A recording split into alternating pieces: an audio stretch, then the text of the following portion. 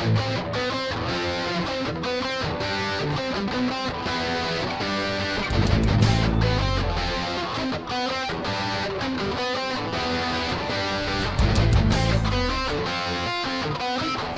dia a todos, graça e paz.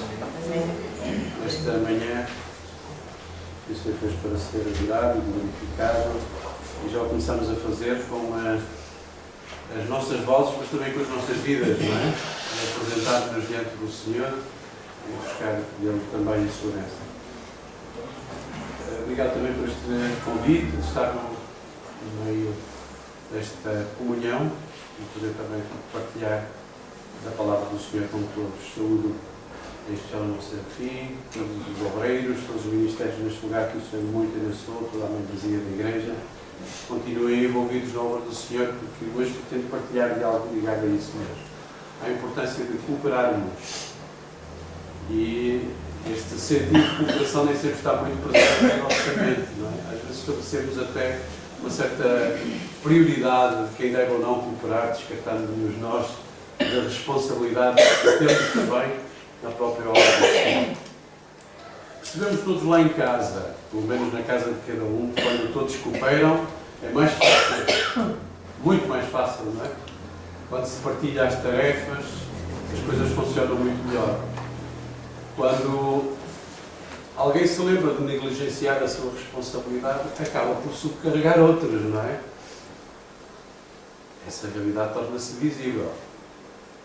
Há também aspectos culturais que definem um bocado a nossa mais presente, ou mais ativa, ou mais envolvente cooperação ou não. E aqui desculpem-me os irmãos, mas às vezes lá em casa achamos que as coisas lá de casa são de responsabilidade das esposas, das irmãs, das mães, não é? Das irmãs. Algumas esposas até acham que eles nem têm responsabilidade. Algumas dizem, meu marido é excelente, ele ajuda-me, não é? Como se eu não tivesse obrigações. Quer dizer, ele é tão responsável pelas tarefas de casa quanto a esposa, não é? Portanto, não é bem ele ajuda, ou seja, este sentido de ajuda, ele ajuda, a responsabilidade é toda dela, ele ajuda. Quer dizer, não está correto isso. Na realidade, a responsabilidade é dos dois, porque ambos sujam, ambos cooperam, ambos assumiram esse compromisso, portanto, e por aí vai. Portanto, é importante às vezes nós retificarmos, projetamos muito isto também para outras coisas. Quando chegamos à casa do Senhor, a responsabilidade toda. É o pastor Serafim. O pastor Serafim, ele é que teve aquela feliz ideia de colocar a sua vida e a sua família ao serviço do Senhor, para que através disso outras vidas fossem abençoadas, a responsabilidade toda dele. Mas não é assim. Ele dará contas ao Senhor, certamente, de todos aqueles que o Senhor tem confiado. Mas todos temos responsabilidade. Todos devemos cooperar na própria obra. E o Senhor mostra-nos isso muito claramente. E hoje, à luz da palavra do Senhor, gostaria que os irmãos abrissem as vossas Bíblias em Hebreus, capítulo 13, em que a palavra de Deus nos fala de deveres. No capítulo 13 de Hebreus, começa por falar de deveres sociais. O crente tem deveres sociais. E começa por falar disso. Não só de falar do amor fraternal e do amor de Cristo e pôr em prática esse mesmo amor. Por isso em Hebreus começa a falar de tudo isto. Em Hebreus capítulo 13, e fala que não devemos negligenciar um conjunto de deveres sociais. Entre eles, por exemplo, a hospitalidade, que é algo que nós rejeitamos também muito. Aliás, pessoas é só dor de cabeça. Quando alguém diz, vou passar o fim de semana lá à tua casa, é mais despesa. Agora ofereçam uma galinha a ver se não é festa. Vai logo para a panela, não é? Quer dizer, pessoas é sempre despesa, é sempre problemas, etc, etc. Portanto, lidar com pessoas é lidar com um conjunto de problemas que faz parte da existência dessas mesmas pessoas, não é? Então a Bíblia nos fala destes deveres sociais. Diz, lembrai-vos quando vós mesmos vivias encarcerados, presos, etc, etc, etc. Começa a falar disso. Depois à frente, a partir do versículo 7, fala-nos dos deveres espirituais. Deveres que o crente também tem. Versículo 14 e 15, 16 diz-nos, na verdade, não temos aqui cidade permanente, mas buscamos a que há de vir. por meio de Jesus, pois ofereçamos a Deus sempre sacrifício de louvor, que é o fruto de lábios que confessam o seu nome. Não negligencieis igualmente a prática do bem e a mútua cooperação, pois com tais sacrifícios Deus se compraz. Então não negligencieis, diz aqui a palavra do Senhor, este sentido que devemos ter presente, que é de cooperarmos uns com os outros. A mútua cooperação. O motivo pelo qual o Senhor nos chama é o serviço. E nós, à medida que vamos chegando à presença do Senhor, vamos conhecendo mais dele. Passamos a fase da realidade que ele existe e começamos a envolver na procura do conhecimento daquilo que ele fez. E Jesus não foi lá morrer porque conhecia morrer naquela cruz. Então, quando nós começarmos a compreender o que ele fez por mim. Ele pagou o preço por mim. Ele morreu no meu lugar. Quando nós começamos a envolver a nossa vida na procura do conhecimento daquilo que ele fez, e não tanto a discussão se ele vive ou não, se ele existe ou não, quando passamos a uma outra dimensão da nossa fé, quando mergulhamos mais profundo nesta graça de Deus, nós começamos a perceber que realmente nós somos co-participantes na sua obra. E que esse foi o propósito do seu chamado. Foi nos colocarmos ao seu serviço. E então começamos a atingir alvos, começamos a nos focar mais naquilo que realmente é o motivo do seu chamado. E deixamos de caminhar sem saber para onde vamos. Quem sabe para onde vai, parabéns, já chegou, não é? Porque esse certamente já tem definido. Agora, aquele que sabe, caminha com o alvo que é Cristo Jesus. Quem não sabe, depois vive tateando, procurando realmente o que caminha. A partir do momento em que nós conhecemos ao Senhor e começamos a fazer parte desta família, nós percebemos então que devemos também ser cooperantes, para que as cargas, os pesos, os fardos, quer dizer, possam ir. E isto não necessita de divisas. Aliás, se vierem falar com certeza com os líderes da obra do Senhor neste lugar, eles cargos não têm, mas têm cargas. Cargas não deve haver. Agora, cargas deve haver muitas. Cargas para levar em oração, ministérios para partilhar, áreas para que cada um se envolva, etc, etc, etc. Isso deve existir. Quase com certeza. Portanto, devemos nós próprios procurar no exercício deste zelo, deste sentido de excelência que o Senhor pretende para a nossa própria alma, de procurar nos aproximarmos da obra do Senhor como disponíveis para que o Senhor nos use naquilo que Ele vai fazer, naquilo que Ele está a fazer, e não fique em nós a tristeza de ter visto o Senhor a ter feito e de não termos sido usados naquilo que Ele fez. Vamos sermos participantes naquilo que o Senhor está a fazer. Por isso, este sentido da mútua cooperação, e que a palavra do Senhor em Tiago nos exorta a isso, a sermos esses cooperantes. Isso cria laços na própria comunhão. O apóstolo Paulo, em 2 Coríntios, no capítulo 11,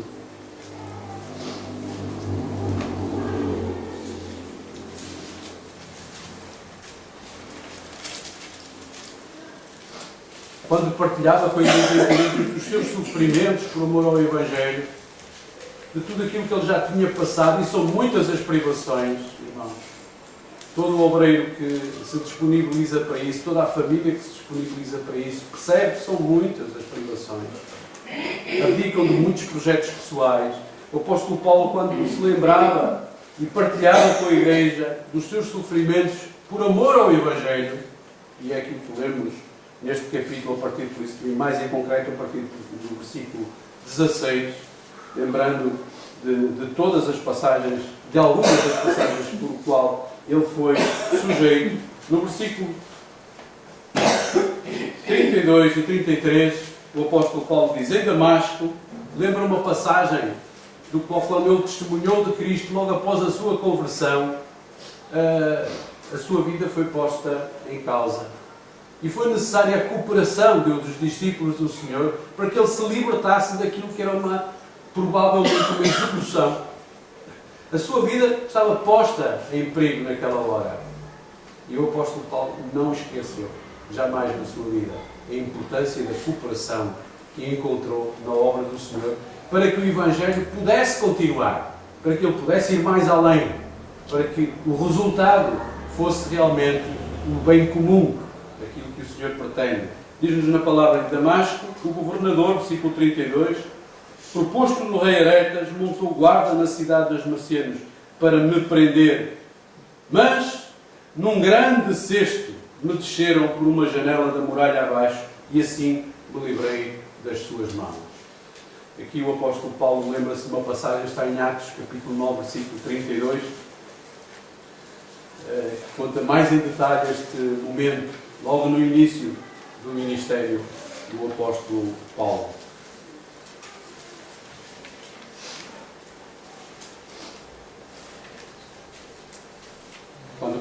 Quando Saulo ainda diz a palavra do Senhor, começa a pregar em Damasco. Versículo 20, capítulo 9. E logo pregava nas sinagogas a Jesus. Ele escolhia realmente o local onde mais incomodava os seus. Era a sua própria família que ele ia pregar, afirmando que este é o Filho de Deus. Ora, todos os que ouviam estavam atónitos e diziam: não é este o que exterminava em Jerusalém? Os que invocavam o nome de Jesus, e para aqui veio precisamente com o fim de os levar amarrados aos principais sacerdotes? Não é este que perseguia os cristãos? Saulo, porém, mais e mais se fortalecia e confundia os judeus que moravam em Damasco, demonstrando que Jesus é o Cristo. Decorridos muitos dias, os judeus deliberavam entre si tirar-lhe a vida. Porém, no plano deles chegou ao conhecimento de Saulo. Dia e noite guardavam também as portas para matar. Mas os seus discípulos tomaram-no de noite e, colocando-o num cesto, desceram-no pela muralha. Tendo chegado a Jerusalém, procurou juntar-se com os discípulos todos, porém o temiam, não acreditando que ele fosse discípulo. Mas Barnabé, tomando consigo, levou aos apóstolos e contou-lhes como ele vira o Senhor no caminho e como este lhe falara, e como em Damasco pregara ousadamente em nome de Jesus. Estava com eles em Jerusalém, entretanto, e saindo, pregando ousadamente em nome do Senhor, falava e discutiam com os elonitas, mas eles procuravam tirar-lhe a vida. Ou seja, sempre vamos encontrar oposição quando levamos connosco aquele propósito que é o de trazer mais almas ao conhecimento da graça. Sempre. Por isso necessitamos de estar envolvidos como um todo. Isto não passa por um trabalho isolado. É importante partilharmos e caminharmos juntos. Talvez sozinho se vá mais rápido, mas juntos vamos mais longe. E isto não é um clichê. Isto é uma realidade, porque no momento em que eu tiver uma breca, uma paragem, uma dificuldade, eu sei que outros irmãos vão cooperar comigo e vão ajudar na caminhada. No dia em que eu estiver a desfalecer, eu sei que outros irmãos se vão envolver comigo e vão cooperar comigo e vão ajudar na caminhada. Quer dizer, isso é extremamente importante. Então nós devemos compreender estes aspectos pelo qual o Senhor nos chama ao sentido de cooperar.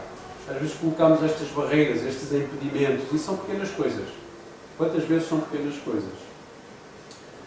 São coisas que não tiramos porque achamos que não precisamos de tirar as diferenças e ficamos naquilo que nos separa.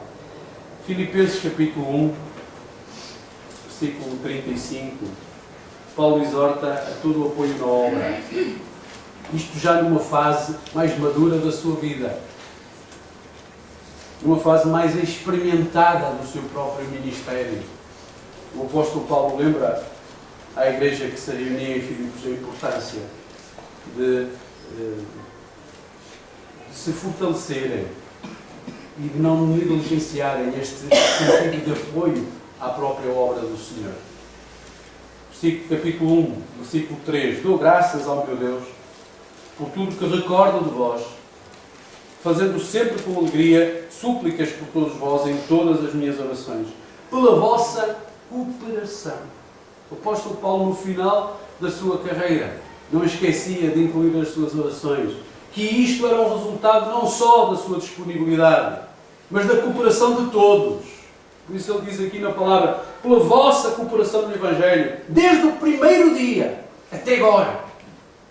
Que importante que isto era na vida do apóstolo Paulo. Que importante que isto é na vida daqueles que servem ao Senhor. Sentirem que não estão sozinhos.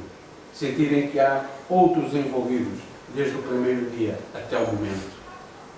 Não negligenciaram, não abandonaram, se mantêm firmes, sempre, lado a lado. Estou plenamente certo de que aquele que começou a boa obra em vós há de completá-la até o dia de Cristo Jesus. Aliás, é justo que eu assim pense de todos vós, porque vos trago no coração, seja nas minhas algemas, seja na defesa e confirmação do Evangelho, pois todos somos participantes da graça comigo. E depois partilha de alguns sentimentos, da sua pureza e da sua intenção e do seu amor pela obra do Senhor. Quando diz no versículo 8, pois minha testemunha é Deus. Ou seja, há pureza na minha intenção, há pureza na minha dedicação. Minha testemunha é Deus. O Senhor será a tua testemunha, querido irmão. O Senhor Jesus será a tua testemunha daquilo que tu fazes na obra do Senhor. A palavra de Deus nos diz que até as lágrimas que derramarmos ao serviço do Senhor, Ele as recolherá e as transformará em perpétua alegria. Não vai ser sempre certamente privilégio, não, mas isso faz parte daquilo que temos como herança também em Cristo. Não temos só naquilo que são as vantagens, também temos naquilo que são as desvantagens. O seu sofrimento, também temos parte nisso. Tal como percebemos há pouco, na perseguição, na tentativa até de tirar a vida. Quer dizer, temos parte também nisso. Por isso não devemos negligenciar conforme nos chama a palavra do Senhor. Versículo 9, eu também faço esta oração para que o vosso amor aumente mais e mais, em pleno conhecimento e toda a percepção.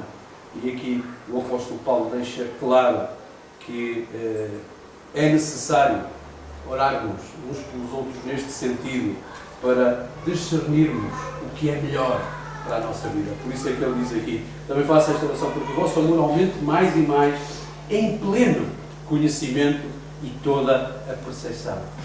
Ou seja, para que possais criar um melhor discernimento daquilo que é melhor, daquilo que é perfeito para nós. Prefiro essa palavra, porque o melhor normalmente é inimigo do perfeito. O Senhor tem para nós o perfeito e não é o melhor. E quantas vezes no meio da dificuldade, no meio até da diferença do outro, Deus está a operar o perfeito em mim. Diz lá em Provérbios, como o ferro afia o ferro, assim o amigo, o gosto do amigo. Quantas vezes nessa diferença o Senhor me está a aperfeiçoar a mim? O Senhor precisa do outro, eu preciso do outro para me aperfeiçoar a mim. Por isso, eu ao colocar-me ao serviço do Senhor, ao colocar a minha vida ao dispor do Senhor, a ser um cooperador da sua obra, o Senhor também está a aperfeiçoar-me. Eu sei que não vou fazer tudo bem feito, mas amanhã vou fazer melhor do que hoje. Porque em mim está a alegria de o servir, e o Senhor vai fazendo isso cada vez mais, cada vez mais, cada vez mais. No versículo 3 de 1 Coríntios, a palavra do Senhor nos exorta a importância. 1 Coríntios,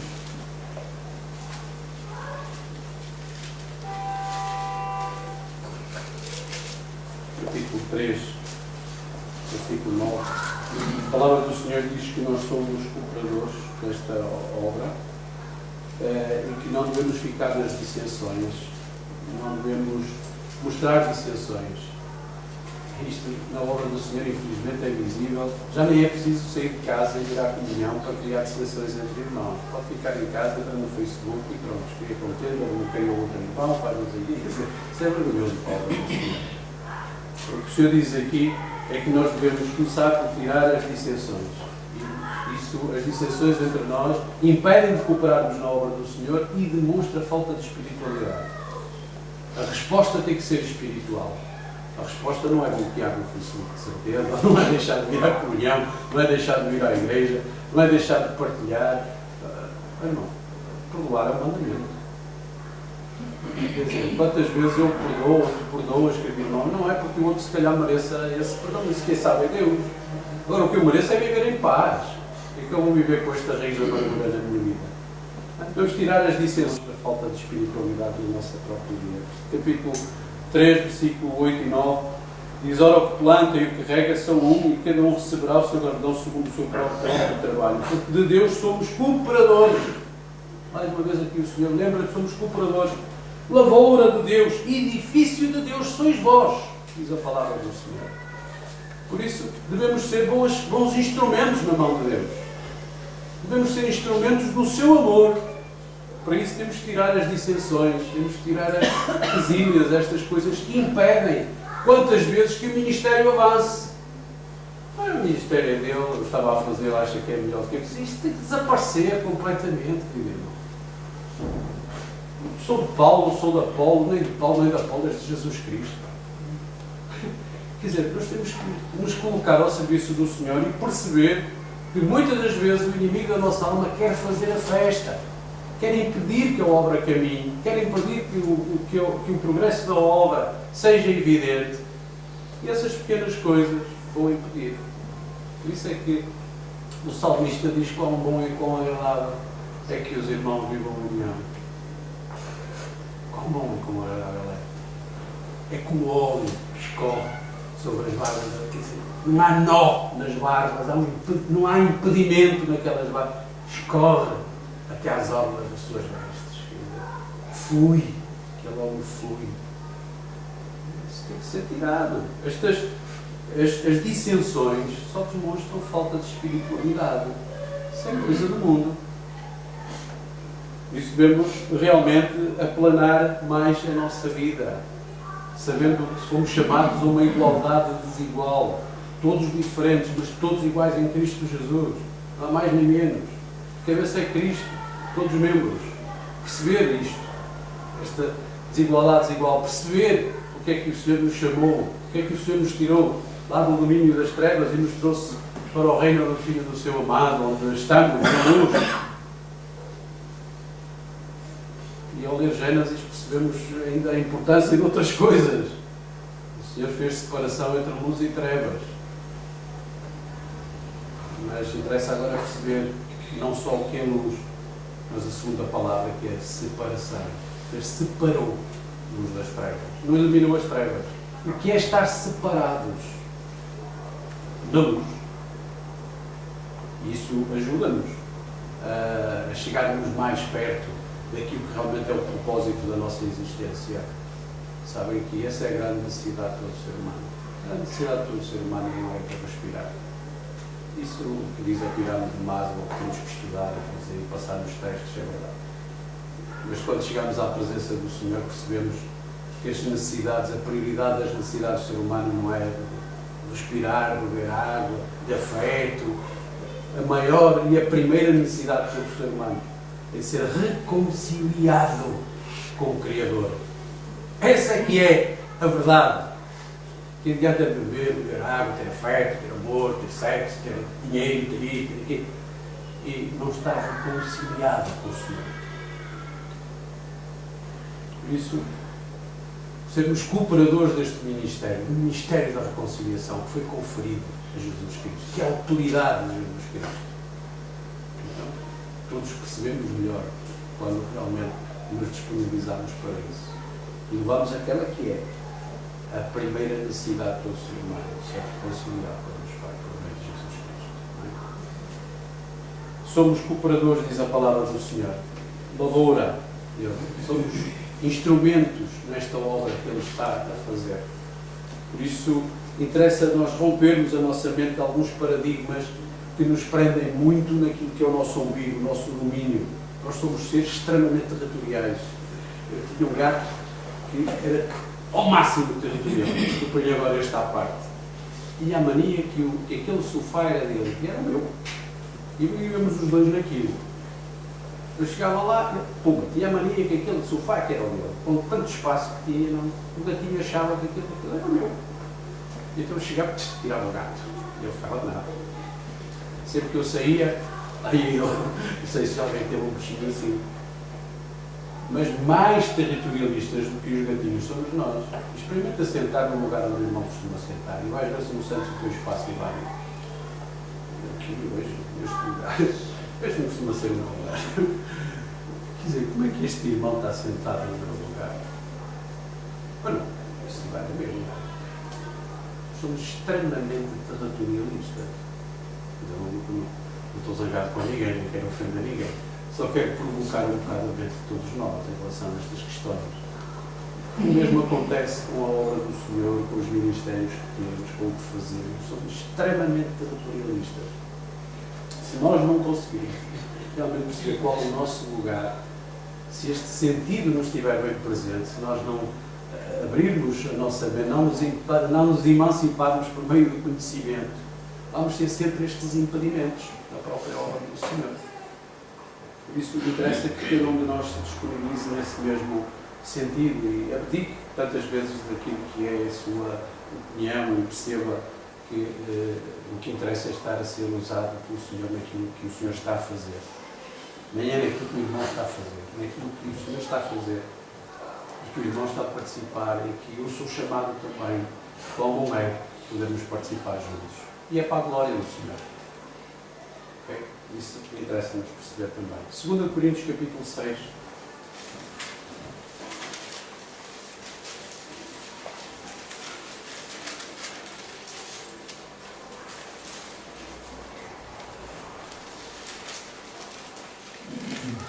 Versículos 1 e 3. O Senhor Jesus fala-nos que neste ministério da reconciliação, a qual nós fomos chamados, nós não devemos ser impedimento, não devemos ser pedras de tropeço, mas devemos ser, sim, verdadeiros cooperadores da sua obra. Capítulo 6. E nós, na qualidade de cooperadores com Ele, mais uma vez aqui diz a palavra do Senhor, cooperadores.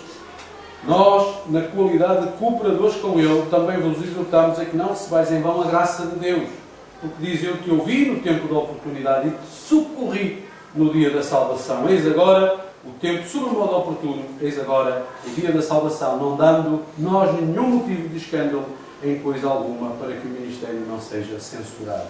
Então, nós devemos procurar realmente na nossa vida colocar-nos à disposição do Senhor para que os feitos da justiça de Deus possam ser visíveis na vida de outros. E assim, vamos cooperando. Marcos capítulo 16, versículo 20. Leva-nos ao conhecimento da realidade, ou ao reforço do conhecimento da realidade de que aquilo que estamos a fazer não é de nossa autoria, mas antes estamos a ser coparticipantes naquilo que o Senhor Jesus está a fazer. Portanto, quando nós não cooperamos, não é com o irmão que nós não estamos a cooperar. É com a pessoa de Jesus Cristo que nós não estamos a cooperar. Importa que cada um tenha isto bem presente. Porque o Senhor disse que aqueles que enviaria e aqueles que lhes daria autoridade para levar o Evangelho e investir a sua vida neste ministério da reconciliação, Ele mesmo, Jesus, estaria com eles cooperando. Por isso é que quando o Senhor Jesus aparece ao apóstolo Paulo, ainda Saulo, no caminho para Damasco, lhe pergunta: Saulo, Saulo, por que me persegues? É a mim que persegues. A mim, diz Jesus. Não é estes cristãos. É a mim que estás a perseguir. Por isso, quando nós não cooperamos, quando nós tomamos precisamente o lugar de impedir o progresso da obra do Senhor, é Jesus Cristo que nós estamos a trabalhar, é a pessoa bendita do Senhor que nós estamos a querer criar oposição. Diz a palavra do Senhor no versículo 19 de Marcos, capítulo 16, versículos 19 e 20. Quando o Senhor envia os seus discípulos, diz na palavra do Senhor: de facto, o Senhor Jesus, depois de lhes ter falado, foi recebido no céu e assentou-se à destra de Deus. E eles, tendo partido, pregaram em toda a parte, cooperando com eles o Senhor e confirmando a palavra por meio de sinais que o seguiam. O Senhor cumpriu quando lemos Mateus capítulo 28, a grande comissão, diz: e eis que estarei convosco todos os dias da vossa vida, até à consumação dos séculos. Aqui deixa mais claro, cooperando. O Senhor Jesus cooperando com eles. É o Senhor Jesus que está a cooperar com esta obra. Plantar uma igreja não é abrir um café. Não é montar uma pastelaria ou um restaurante para encher barrigas. Plantar uma igreja é ter vidas consagradas e é permitir que o Senhor faça, implante o ministério da reconciliação, crie uma janela do céu. Não leva para o céu, mas aponta. Aponta. Chama ao arrependimento. Cria uma cidadela na vida daquele que está cansado, um porto de abrigo. Um momento onde a sua alma se restaura. Quer dizer, quando nós paramos para compreender tudo isto, irmãos, não cooperar é estar a atrasar aquilo que o Senhor Jesus está a fazer. Ou seja, é não querermos ser ativos naquilo que o Senhor Jesus está a fazer. Volto a dizer, Ele está a fazer. E vai fazer. Ficará a pena não termos sido usados naquilo que Ele está a fazer. Volto a dizer. Às vezes dizemos, bem, mas isto é mais para os irmãos ou mais para as irmãs. Começarmos mais uma vez a criar aqueles bloqueios e tanta coisa aí. Até estas questões de igualdade de género dá um certo. Tirar a igualdade de género dá um certo jeito. Não, isto é mais para os irmãos, aquilo é mais para as irmãs, algumas coisas sim. Mas nem todas. E há sempre um propósito, um local onde os irmãos e as irmãs se devem envolver também. Em Neemias, capítulo 3, versículo 12, mostra que na hora em que era necessário começar o restauro da obra do Senhor, na hora em que todos foram chamados a restaurar as muralhas, daquilo que os irmãos já conhecem certamente, o Senhor distribui. Quando lemos o capítulo 3, nós vemos que isto é restaurado, não é de qualquer maneira, é sempre ao lado uns dos outros, sempre cooperando. Quando começamos a ler Neemias capítulo 3, nós vimos que ao seu lado reparou Merote, ao lado repararam, quer dizer, sempre ao lado uns dos outros, nunca distantes, mas sempre ao lado uns dos outros. Junto deles trabalharam Malatias. Versículo 8, ao seu lado reparou Ziel. Versículo 9, junto destes trabalhou, junto destes, nunca é separado destes, junto destes. Versículo 9, junto a estes trabalhou Rafaías. Quer dizer, se lerem, sempre vão ver que aqui sempre o sentido de cooperar. Nunca é separado, junto, ao lado. E há um momento aqui no versículo 12 em que diz: ao lado dele reparou Salum, filho de Eloés, maioral de outra meia parte de Jerusalém. Ele e suas filhas. Não tinha filhos, suas filhas. Essa ideia que muitas das vezes é só os filhos. Não. Tinha filhos, tinha filhas. Estava ali era reparar. Era estarem envolvidos. Portanto, estas questões também têm que ser muito bem compreendidas naquilo que é também o que fazemos na obra do Senhor. Okay? Às vezes justificando, às vezes irmãs às vezes a justificar a sua falta de iniciativa ou de vontade em cooperar um bocado com estas questões de género, não é? 1 Coríntios capítulo 3, versículo 8, volto a referir aqui que lemos há pouco, quando diz a palavra do Senhor que aquele que, versículo 6 diz: eu plantei, Apolo regou, mas o crescimento veio de Deus. 6, 7 e 8 diz a palavra: eu plantei, Apolo regou, mas o crescimento veio de Deus. E sempre a humanidade vai depender de Deus no crescimento. Já se faz alteração da mutação genética, da semente, isto, aquilo, implantes, inseminação. Já se entra aqui no domínio, na biologia, em domínios tremendos. Mas vamos dizer uma coisa: sempre o crescimento vai depender de Deus. É uma coisa impressionante. É que, ora agora, ora depois, ora montante, ora jusante, vão refletir. Epá, e agora? Este processo, quem é que o controla? O crescimento vai depender sempre de Deus. Por isso, diz a palavra do Senhor aqui, uma vez mais, lembrando estas questões, com mais intervenção, menos intervenção, com um engenho melhor, mais desenvolvido ou não, e isso é normal, porque a dificuldade aguçou engenho.